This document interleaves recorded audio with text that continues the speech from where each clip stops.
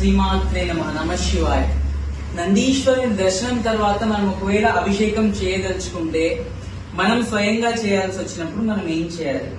ముందుగా ఈ శివలింగంలోనే కైలాసం మొత్తం ఉంది. ఇది కైలాస స్వరూపం, లింగ స్వరూపం. ఇందులో మనకు ఇటుపక్కన చూసినట్టయితే ఇక్కడ గణేశుడు ఉంటాడు. ఓం గం గణపత ఏ నమః. ఇటు పక్కన కార్తికేయుడు ఉంటాడు. శంచరవణ భవాయ ఏ నమః. మధ్యలో ఇక్కడ బాలా త్రిపుర సుందరి, అశోక సుందరి అమ్మవారు 3. తర్వాత ప్రదక్షిణ మార్గంగా ఇలా నీళ్లు పోసుకుంటూ రావాలి జలధార.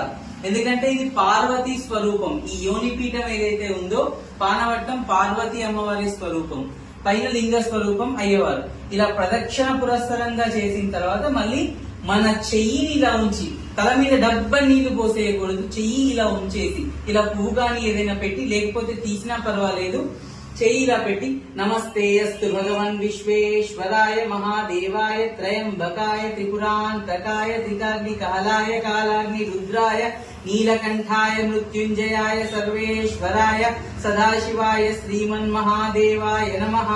మృత్యుంజయాయ రుద్రాయ నీలకంఠాయ శంభవే అమృతేశాయ శర్వాయ మహాదేవాయ తే నమః.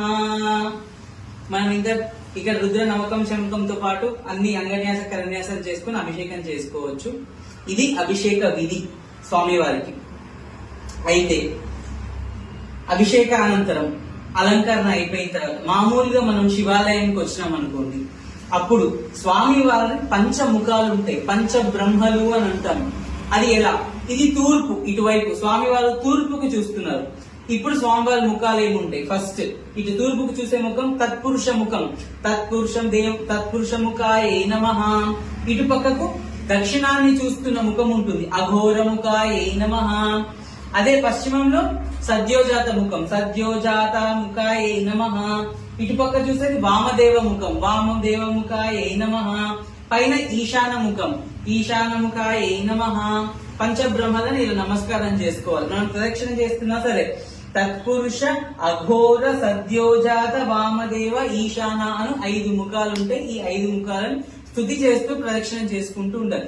ఈసారి మీకు నెక్స్ట్ శివాలయంలో ప్రదక్షిణ విధానం ఎలా ఉంటుందో నేను చేసి చూపిస్తాను.